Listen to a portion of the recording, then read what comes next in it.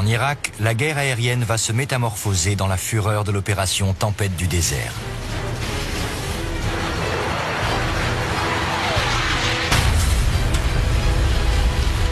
Les avions de guerre américains à la pointe de la technologie vont faire face à des pilotes irakiens rompus au combat, installés dans des chasseurs de fabrication française et soviétique. Et vous allez les accompagner.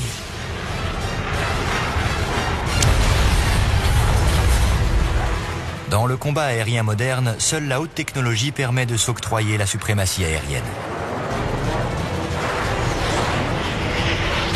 Participez au combat, disséquez les tactiques et revivez les duels aériens de l'opération Tempête du désert.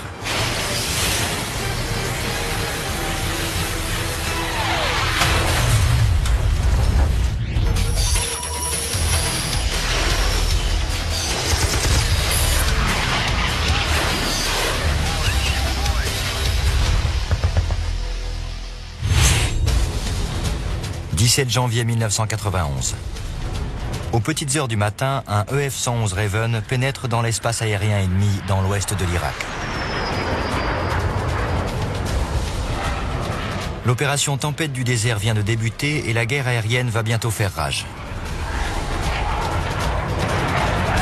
Le capitaine James Denton pilote son Raven dans une nuit noire, à 1000 pieds, environ 300 mètres au-dessus du désert. Le Raven est une vraie Cadillac à basse altitude. Il a été conçu pour rester stable à très haute vitesse et à basse altitude. Dans le siège à droite de James Denton se trouve le capitaine Brent Brandon. Pendant que le premier pilote, le second aveugle les radars irakiens avec le puissant équipement de brouillage embarqué à bord.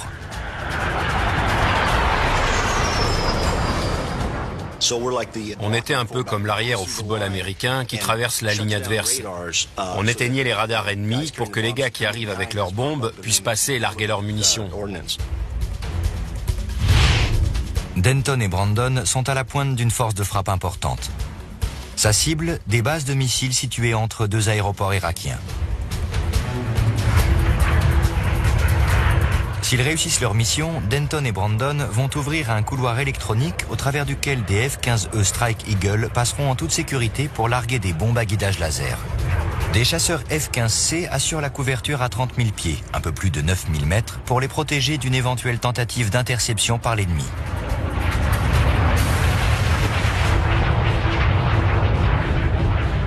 On était avec 22 cracheurs de feu et ça allait faire du grabuge. Brent Brandon, le navigateur officier système d'armes, se met au travail. On avait 10 brouilleurs de grande puissance. C'est comme une lampe torche. Lorsqu'un radar essaie de repérer les gentils, on l'aveugle avec notre matériel situé dans la soute à bombe. Le système de brouillage informatique ALQ-99 se cale instantanément sur la fréquence du radar ennemi avant d'émettre des mégawatts d'énergie. On a un frisson sur la nuque et l'avion se met à crépiter d'énergie électronique. On a l'impression que c'est de l'électricité. Une fois les radars irakiens aveuglés, les Strike Eagle reçoivent l'autorisation de faire feu. Entre les deux plus grands aéroports et à 5000 pieds, on était aux premières loges de Tempête du désert. Constatant que leur radar est hors de combat, les Irakiens font aussitôt décoller leur chasse pour intercepter les intrus. 2 minutes plus tard, 2 avions de patrouille irakiens décollent. Le premier vient de l'aéroport H2, le deuxième de la région de Bagdad. Les deux hommes reçoivent un signal inamical sur le radar d'alerte avancé. Un Mirage F-1 de l'armée irakienne surgit sur l'arrière et au-dessus de l'EF-111. Denton et Brandon sont dans une situation périlleuse, car le Raven n'est pas conçu pour le combat.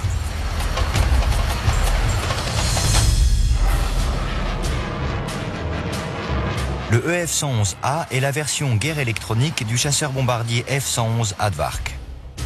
Surnommé Sparkvark, il a été débarrassé de tout son armement afin de dégager de la place sous le fuselage pour installer un radome qui abrite des antennes émettrices. Sur l'empennage vertical, une nacelle abrite des antennes réceptrices. Le Mirage F-1 de Dassault est un chasseur monoplace de supériorité aérienne. Il y en a plus d'une centaine dans l'arsenal irakien. Et cet avion a démontré ses qualités pendant la guerre contre l'Iran.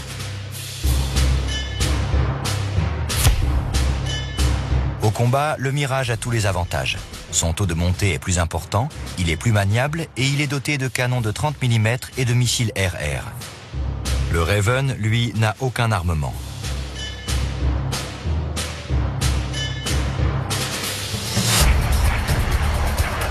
Le Mirage se rapproche de sa proie sans défense à 5 heures. Pour s'en sortir, James Denton va devoir se montrer le plus rusé. Notre entraînement pouvait nous permettre de le tromper et s'en aller. C'était notre mission numéro 1, lui échapper et rallumer nos brouilleurs pour se remettre au travail. Donc j'ai basculé et j'ai viré sur la gauche pour couper sa trajectoire. C'est une manœuvre défensive simple qui doit permettre de sortir les réacteurs de l'avion américain de la ligne de tir des missiles à guidage infrarouge du Mirage. Mais les missiles irakiens sont déjà à portée, comme l'indique le bip sonore menaçant d'un accrochage sur faisceau qui retentit dans le casque de James Denton. En regardant par-dessus son épaule droite, Brandon repère la lumière émise par le missile. C'est comme si en pleine nuit, vous voyez quelqu'un allumer une cigarette et cette cigarette approcher de vous. J'ai entendu missile tiré côté droit. J'ai fait quoi? Missile tiré côté droit, dégage à droite. J'étais complètement aveugle, à 400 pieds en pleine nuit avec un missile aux trousses. James Denton projette brutalement le gros Raven à droite en tirant de toutes ses forces sur les commandes. En faisant un break serré dans sa direction, le pilote essaie de submerger les circuits électroniques du missile. C'est une manœuvre très dangereuse. On fait un tonneau serré à basse altitude. Denton et Brandon encaissent 5G, le maximum que leur appareil peut supporter. Il y a des jets cool et des jets rudes, et cela était rude. Brandon largue des paillettes, des bandelettes d'aluminium dont le rôle est de perturber le missile. Et ça marche.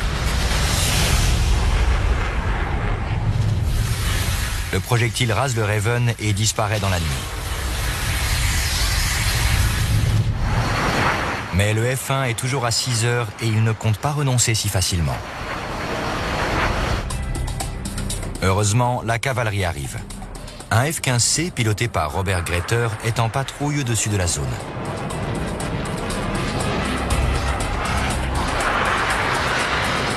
L'Américain a déjà inscrit un F-1 à son tableau de chasse ce soir-là et il ne tarde guère à accrocher le deuxième pour tirer un missile Sparrow à longue distance.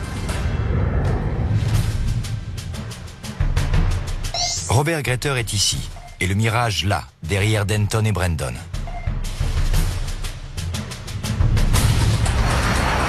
Le pilote irakien a déjà accroché le Raven, mais il doit désormais faire face au sifflement qui résonne dans son casque, annonçant qu'il a lui-même été accroché par un Américain.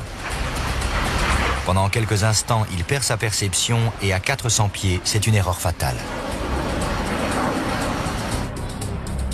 Dans un éclat de lumière aveuglante, le Mirage s'écrase.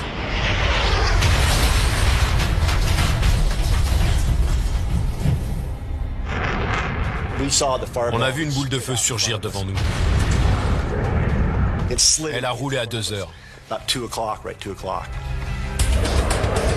Robert Greter, le pilote du F-15, se voit attribuer une victoire. Mais Denton et Brandon sont décorés de la Distinguished Flying Cross pour leur rôle dans cette manœuvre.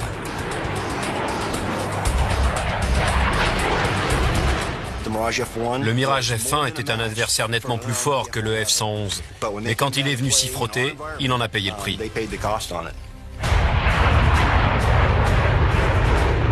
La mission du matin du 17 janvier est un succès. Les 671 sorties effectuées cette nuit-là sont le baptême du feu d'une nouvelle stratégie de la guerre aérienne.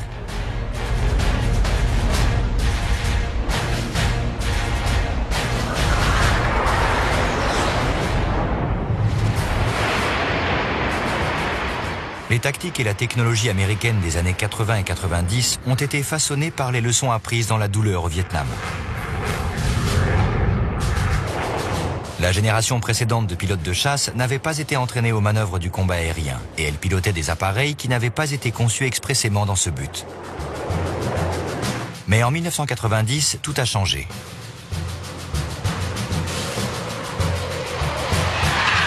En 1990, avec la guerre du Golfe, l'Air Force et la Navy, l'armée de l'air et la marine américaine, ont progressé sur deux fronts.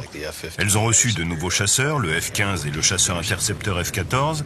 Elles ont été dotées d'armes bien plus performantes, le Sparrow et le Sidewinder ont été perfectionnés, et l'entraînement des pilotes s'est nettement amélioré.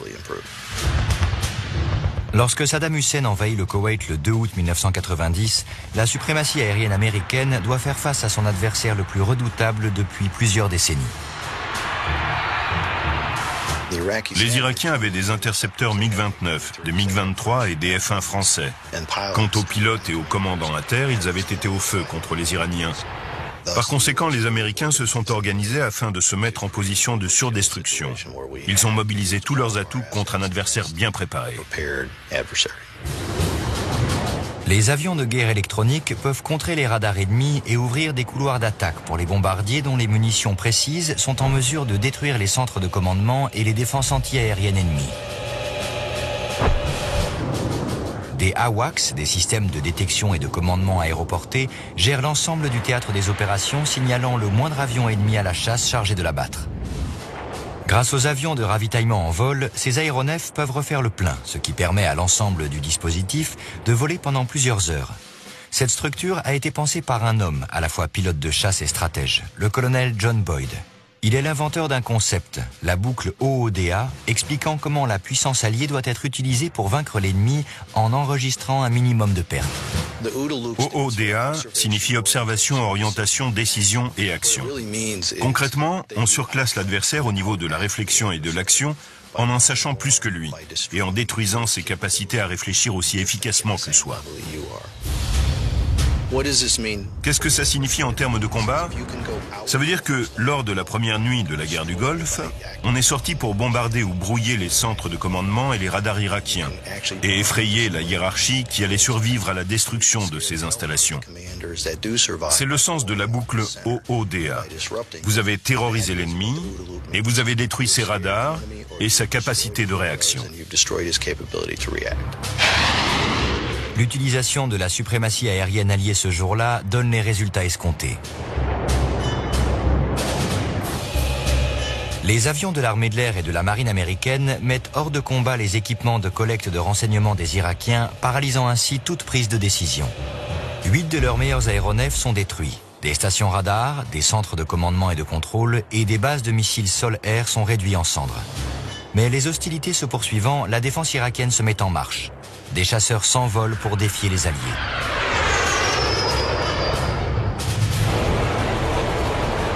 Aux commandes de son F-15 Eagle, Larry Pitts va se retrouver face à certains des meilleurs pilotes de l'armée de l'air de Saddam Hussein et livrer un combat qui s'annonce comme un des plus palpitants de toute la guerre du Golfe.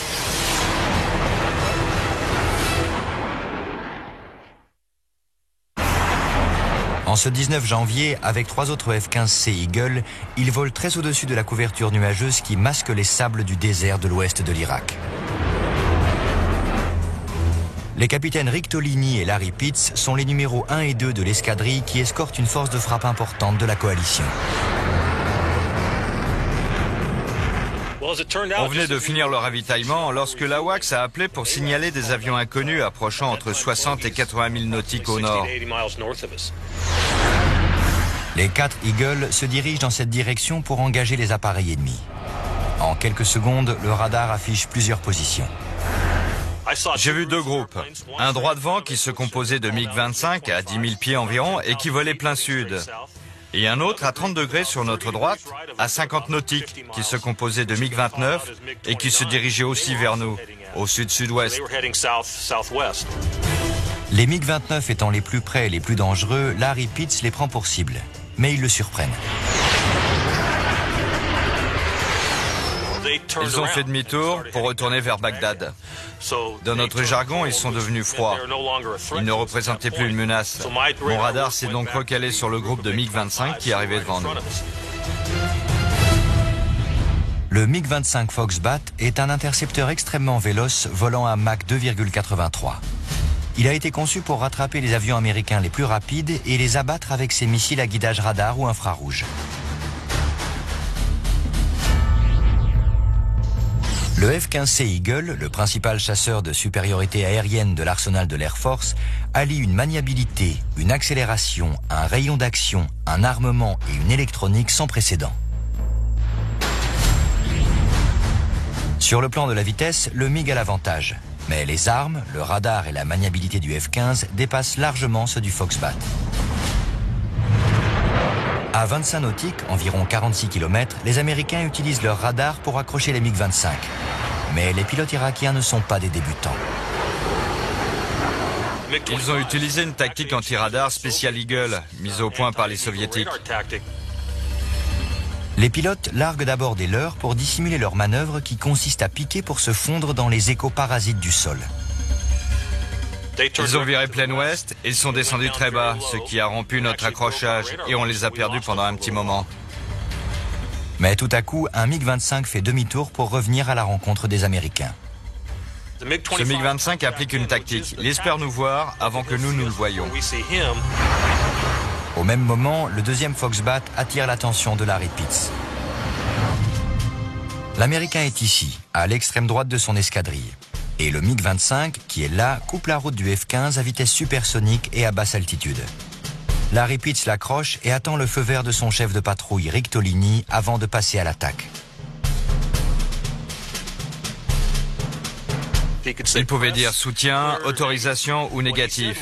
Il a dit soutien, ce qui signifiait qu'il allait m'appuyer et que je pouvais me considérer comme le chef de patrouille. J'ai basculé sur le dos et je suis descendu de 10 000 pieds. Cette manœuvre va lui permettre de se positionner au même niveau de vol que l'ennemi et juste derrière, l'emplacement idéal pour tirer un missile. Mais elle n'est pas sans risque. Larry Pitts encaisse 12 G, une force qui pousse l'homme et la machine à l'extrême limite de leur résistance.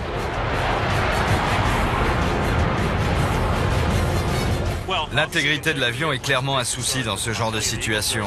Mais l'Eagle est très robuste et avec l'adrénaline, je n'ai même pas été déboussolé. Pour la première fois, le pilote américain a son objectif en visuel. Je suis descendu et à ce moment-là, j'ai reçu le feu vert pour tirer. Il y avait une faible couche nuageuse en contrebas et je voyais l'avion juste au-dessus. Si le pilote du MiG-25 allume la post-combustion et accélère en ligne droite, il va prendre Larry Pitts de vitesse. Mais il décide d'engager un combat circulaire face à un adversaire pourtant nettement plus maniable. Le MiG-25 file à 700 nœuds et son rayon de virage est de la taille du Texas. Moi, je suis à bord d'un F-15 à vitesse de combat, environ 450 nœuds, et mon rayon de virage est d'environ 975 mètres. Donc très vite, je coupe son virage et avant qu'il ait fini son demi-tour, je suis en position de tir. L'Irakien tire sur ses commandes. En virant très serré pour me mettre en échec, il perd beaucoup de vitesse air. Larry Pitts s'approche à environ 2700 mètres et choisit son arme avec soin. Compte tenu du gros jet d'échappement qui sortait de son avion, j'ai choisi un missile à autodirecteur infrarouge, l'AIM-9 Sidewinder. Je l'ai sélectionné et je me suis assuré que le système pistait bien son jet d'échappement. Mais l'Irakien utilise très bien ses contre-mesures. Mon missile a accroché la cible, mais le MiG a largué des leurres qui l'ont mis en échec.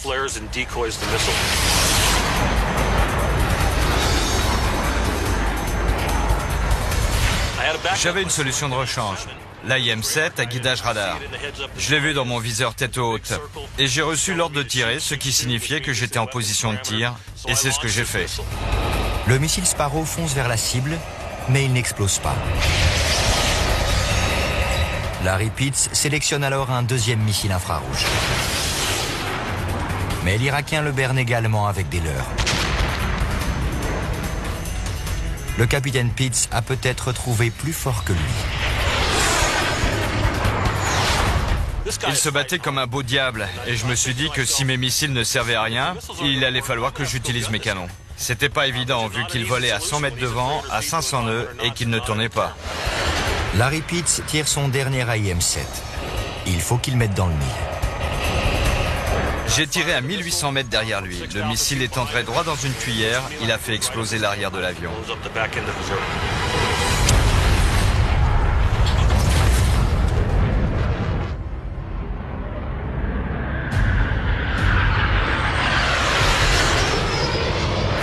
Évitant les débris, Larry Pitts découvre son chef de patrouille en altitude sur sa gauche. Et à environ 8 km devant Rictolini, il distingue un scintillement. Je me suis dit que c'était sûrement l'autre MiG-25. L'ennemi est face à Rictolini et il s'approche rapidement. Mais l'Américain ne veut pas tirer. Vu de sa position, l'avion ressemble à un F-15. Rick a décidé d'identifier cet appareil et il l'a fait d'une façon très particulière. Il a demandé à la radio, en supposant que s'il s'agissait d'un ennemi, il ne serait pas sur la même fréquence. Quelqu'un est en post-combustion? On voyait effectivement un gros jet d'échappement sortir de cet appareil. Le pari s'avère payant. Aucun F-15 n'utilisant sa post-combustion, cela signifie que ce jet vient d'un MiG. En conséquence, Rictolini tire un AIM-9. J'ai vu le missile partir, j'ai vu les leurs, et une fois de plus, le missile a été trompé. Ces deux pilotes se battaient très bien. Mais celui-ci va commettre une erreur fatale. L'avion s'est retourné, donc on voyait son ventre. Et ça, ce n'est pas bon pour lui. Rick a sélectionné un AIM-7 Sparrow à guidage radar, et il a tiré. L'avion a été pulvérisé.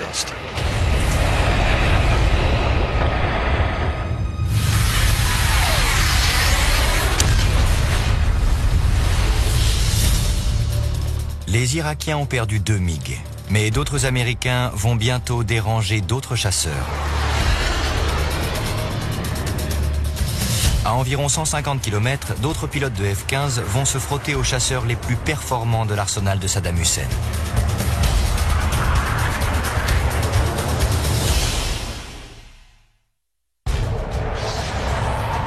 Quatre F-15C Eagle traversent l'espace aérien irakien. À la tête de cette escadrille se trouve le capitaine César Rodriguez, alias Rico. Son ailier est le capitaine Craig Underhill, alias Maul.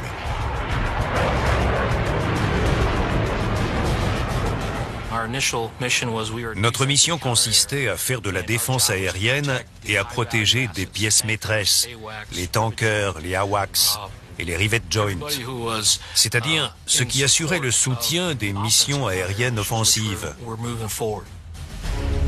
Mais au bout de 5 heures de vol, les pilotes reçoivent une transmission les informant que leur mission vient de changer. Des bombardiers alliés qui ont détruit leur objectif ont besoin d'une escorte de chasseurs pour regagner leur base. Ils voulaient qu'on s'assure qu'ils n'étaient pas suivis en faisant route vers le sud pour sortir d'Irak. César Rodriguez scinde son escadrille. Craig Underhill et lui vont accompagner les bombardiers, les deux autres vont assurer la protection des pièces maîtresses. En cours de route, les radars des Eagle signalent de l'activité. 2 avions se trouvent au nord-est à environ 60 000 nautiques, un peu moins d'une centaine de kilomètres. Avec l'aide des AWACS et des autres appareils en vol, nous avons déterminé de manière collective qu'il s'agissait de 2 MiG-29. Le MiG-29 Fulcrum de fabrication soviétique, un chasseur de supériorité aérienne volant jusqu'à Mach 2, est l'avion le plus performant de l'arsenal irakien. Le F-15 dispose d'un radar et d'une plateforme d'armement plus efficace qui l'avantage pour détecter et détruire des objectifs BVR, c'est-à-dire au-delà de la portée du regard du pilote. Mais sa meilleure puissance massique confère au Fulcrum une maniabilité et un taux de montée meilleur. On a d'ailleurs conseillé aux pilotes de F-15 de ne pas engager de combats circulaires rapprochés avec les MiG-29 s'ils peuvent l'éviter, d'autant que les Irakiens sont déjà allés au combat.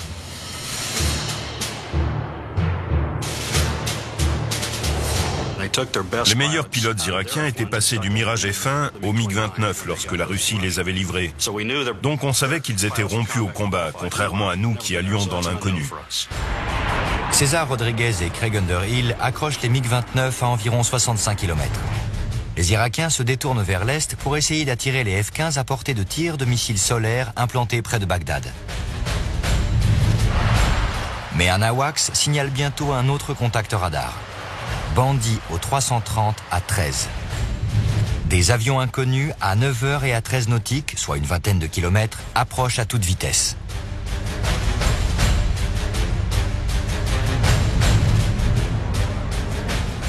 À ce moment-là, je me dis que c'est ce groupe qui représente la plus grosse menace pour la force de frappe. Les Américains se dirigent donc vers l'ouest pour affronter cette nouvelle menace potentielle. Ce virage place Rico environ 2400 mètres en avant de Maule et 1000 pieds plus bas, à peu près 300 mètres.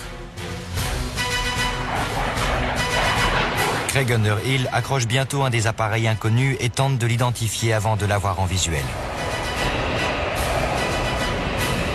On fait plein de choses avec cette main, comme tapoter sur des claviers pour s'assurer qu'on ne va pas tirer sur un ami.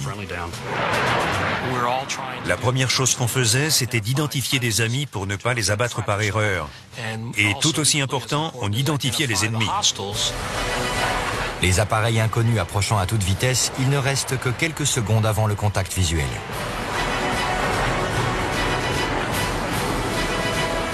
Lorsque ces avions sont à une douzaine de kilomètres, l'AWACS confirme qu'il s'agit bien d'ennemis.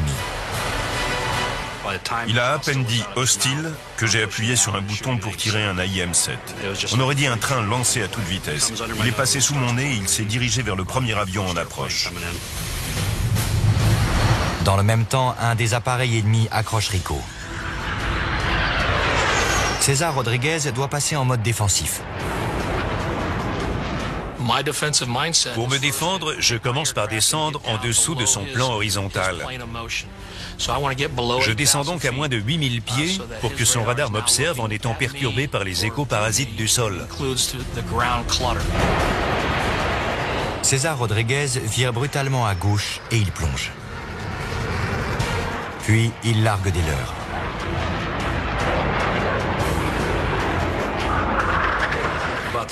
Au moment où lui commence à tourner, je regarde mon missile partir. Rico tourne devant moi et le missile passe environ à 100-150 mètres au-dessus de lui. Moi j'étais très content, mais j'imaginais ce que lui devait ressentir. Je l'entends dire « tir RR ». Je regarde vers la gauche et je vois l'arrière de son AIM-7. Rico voit le panache de fumée et il le suit des yeux en direction du MiG-29 qui se trouve alors à 5500 mètres sur sa droite. Je suis à la merci de ce que ce missile va faire. Ce qui est sûr, c'est que pas plus de 2 ou 3 secondes après que j'ai repéré la silhouette de l'avion, ça fait boum.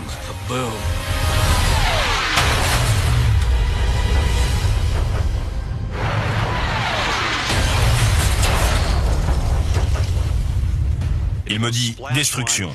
Je regarde derrière moi et effectivement je vois un gros nuage sombre.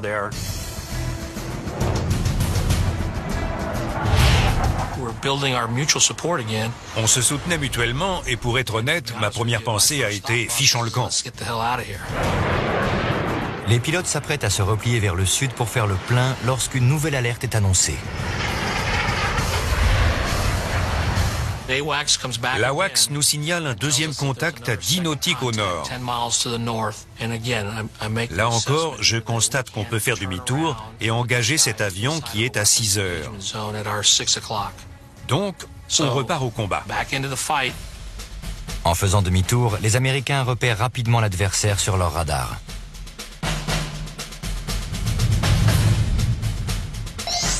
Craig Underhill est ici, à 8000 pieds, environ 2400 mètres, et à environ 800 mètres devant César Rodriguez.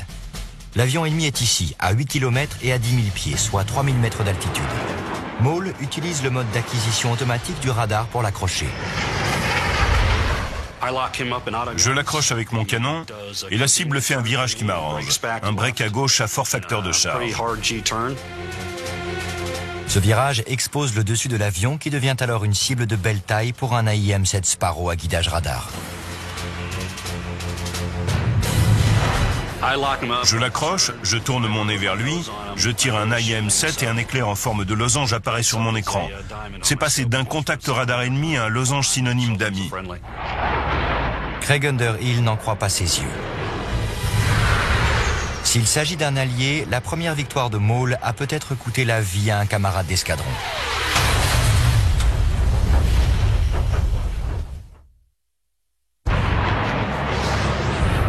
Ce 19 janvier 1991 vient de tourner au cauchemar pour le pilote du F-15.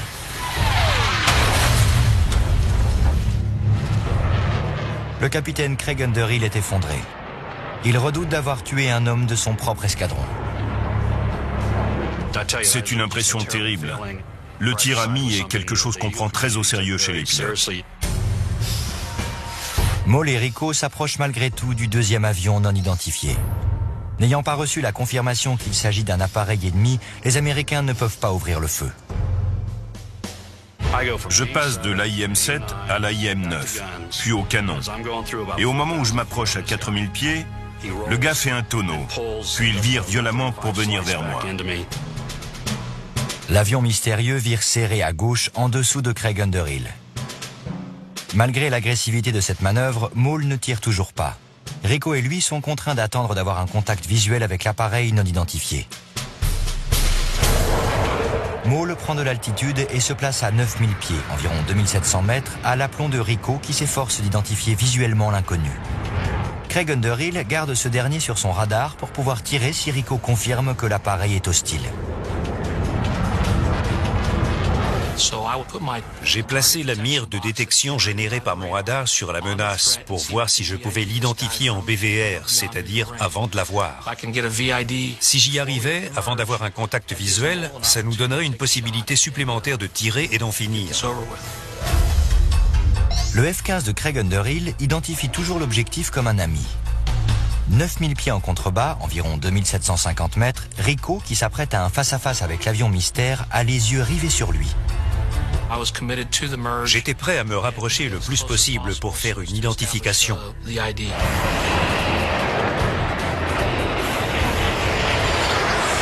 En passant au ras de l'autre avion, Rico observe sa silhouette.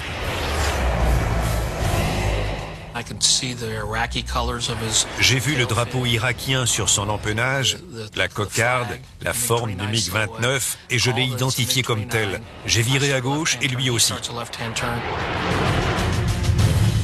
Tandis que chacun tourne pour essayer de couper la trajectoire de l'autre, les avions perdent de l'altitude. Le pilote du Fulcrum est légèrement avantagé dans ce type d'engagement. Mais le sol se rapprochant, il ne pourra peut-être pas tourner assez longtemps pour exploiter son avantage. Rico et lui font la course vers le sol. Tandis que Rico essaie de couper sa trajectoire, l'autre fait un tonneau. Ils volent grosso modo vers le nord-ouest et Rico essaie de se mettre en position de tir. C'est un duel à l'ancienne qui n'a rien à voir avec ce pourquoi le F-15 a été conçu, mais qui est néanmoins tout à fait à sa portée. De 8000 pieds, 2500 mètres d'altitude, les avions plongent vers le sable.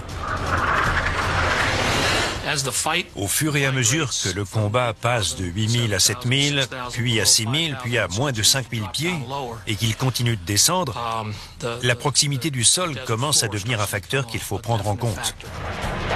Trop près pour tirer un AIM-7, César Rodriguez essaie de se mettre en position pour utiliser un Sidewinder. Le sol se précipite vers le pilote irakien qui doit dégager pour changer de direction. Brusquement, il entame un retournement, défiant l'Américain de le suivre.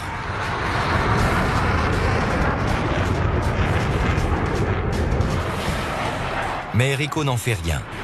Il manipule le manche et la gouverne de direction pour mettre son F-15 à l'aplomb de son adversaire afin de lui sauter dessus lorsqu'il terminera sa manœuvre.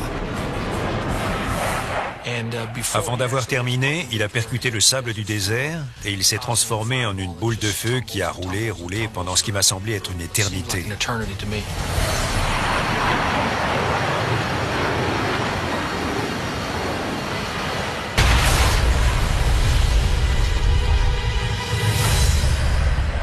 Le deuxième Fulcrum est détruit.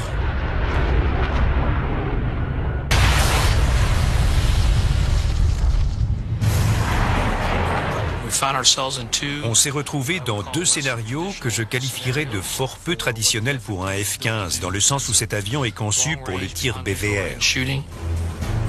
Cette victoire démontre que quel que soit le scénario, le F-15 est un chasseur exceptionnel.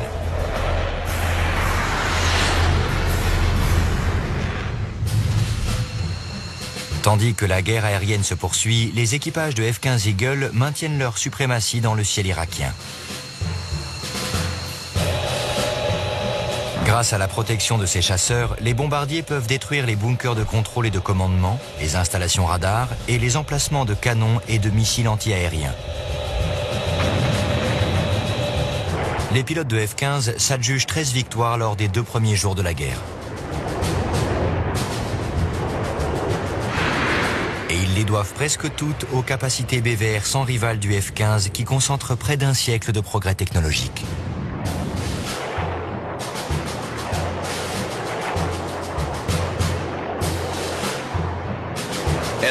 Suite au progrès en matière de guerre électronique, de systèmes d'armes et de surveillance, la guerre du Golfe a été le premier conflit dans lequel on a vu 2 tiers des victoires en combat aérien, côté allié, être obtenues par des tirs de missiles AIM-7 en BVR, c'est-à-dire au-delà de l'horizon.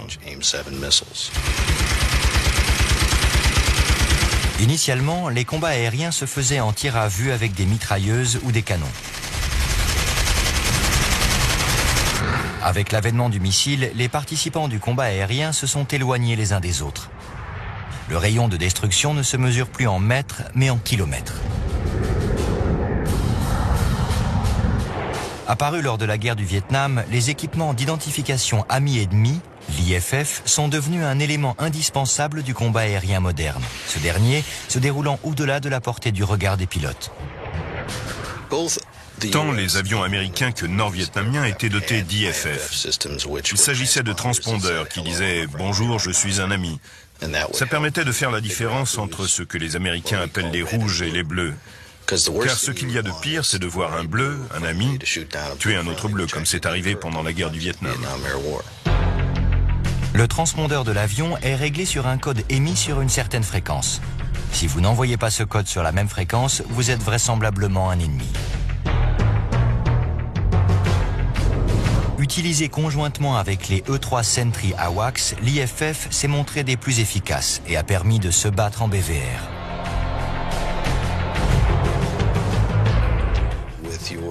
Avec ce système, on s'assure que l'AWACS sait où sont les amis et où sont les ennemis. On met ensuite au point une tactique qui permet de supprimer les adversaires éventuels. Une escadrille d'Eagle en mission au-dessus de l'ouest de l'Irak va utiliser cette technologie BVR de manière spectaculaire.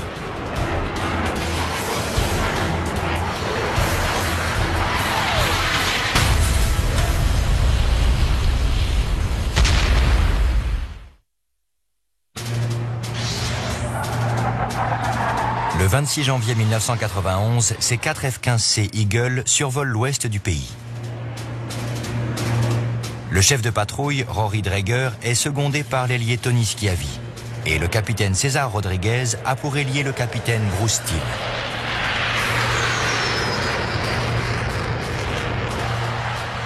À l'ouest de Bagdad, dans la partie la plus septentrionale de sa zone de travail, un AWACS repère de l'activité au-dessus de H2, un aéroport ennemi très fréquenté. La première transmission nous a signalé le décollage de 4 appareils en direction du nord-est. Les Américains pointent donc leur radar à l'ouest dans la direction de H2. Nous avons fait un virage à 90 degrés pour prendre tous les 4 de front la direction ouest-nord-ouest. Ils forment une sorte de barrière.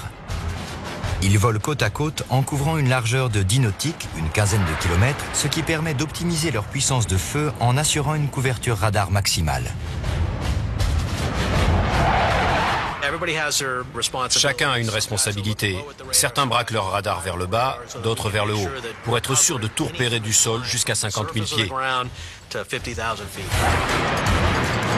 Comme il se doit, 4 contacts radars se matérialisent. Aucun avion allié n'étant dans la région, il s'agit probablement de MiG.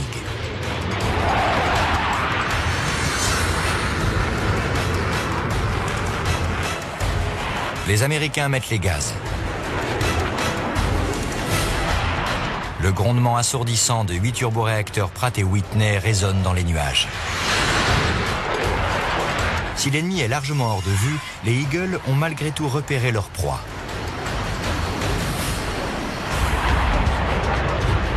Voulant conserver l'effet de surprise, Rory Dreger donne un ordre important à son escadrille.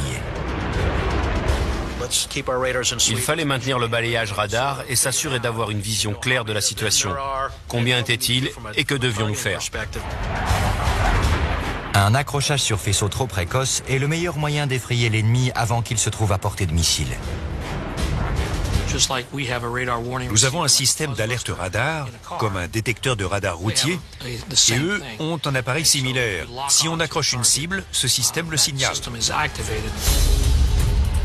Un des avions irakiens rompt le combat en raison de problèmes mécaniques. Mais les 3 autres continuent de voler à basse altitude à une trentaine de mètres du sol en formation en V. Les renseignements de la force interarmes informent les F-15. À ce moment-là, nous avons des identifications multiples provenant de différentes sources et toutes confirment qu'il s'agit de MiG-23. Le MiG-23 Flogger est un chasseur-bombardier bimoteur. Conçu pour être un intercepteur tout temps, il est robuste, ce qui lui permet d'être extrêmement stable à très grande vitesse et plus particulièrement à basse altitude.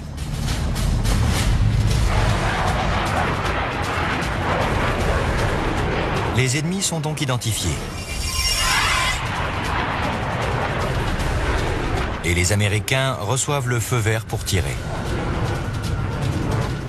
On respectait les règles d'engagement. On pouvait donc passer à l'action et c'est ce qu'on a fait.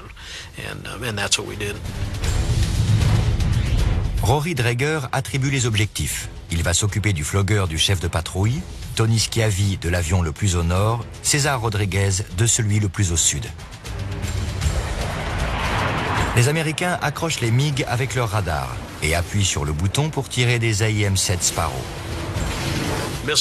Les missiles partent dans toutes les directions pour qu'on soit sûr de descendre ces gars.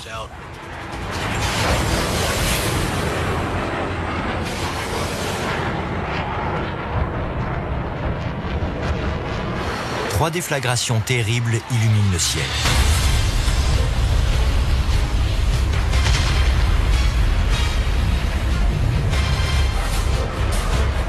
Les F-15 plongent à travers les nuages juste à temps pour voir leurs projectiles faire mouche.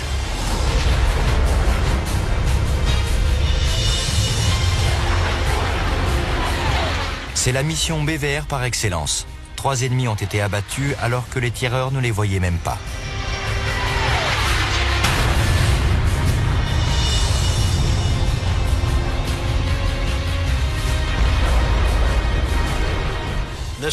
Cet engagement a été très bien réalisé. Non seulement on a obtenu 3 victoires, mais en repartant, on a surveillé les arrières de nos collègues. On a fait ce qu'on avait à faire pour remplir la mission correctement jusqu'au bout, c'est-à-dire jusqu'à ce qu'on soit repassé de l'autre côté de la frontière sain et sauf. En un peu plus d'1 mois, la suprématie aérienne alliée brise les reins de l'armée de l'air irakienne.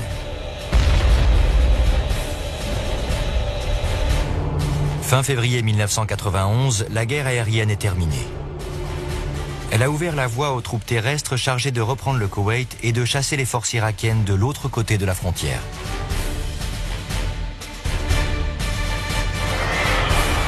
Trois jours plus tard, la victoire est annoncée officiellement. Le triomphe de la coalition est un plébiscite pour cette nouvelle stratégie aérienne. De très nombreux avions, avec des rôles bien définis, ont collaboré pour s'adjuger la victoire.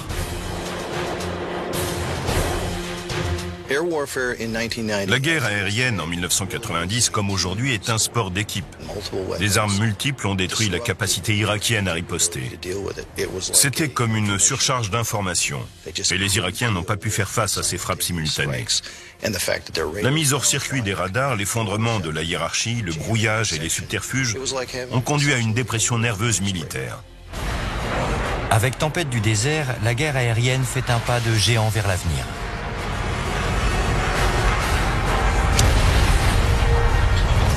Mais comme tous ceux qui sont allés au combat, Larry Pitts sait que la technologie ne fait pas tout. Remporter une victoire face à l'ennemi a été un grand moment de ma carrière. Je ne vivrai jamais rien de mieux. Mais je me suis contenté de faire ce que n'importe quel pilote aurait fait. J'ai mis à profit mon entraînement, j'ai engagé le combat, j'ai protégé mon ailier comme lui m'a protégé, et j'ai survécu.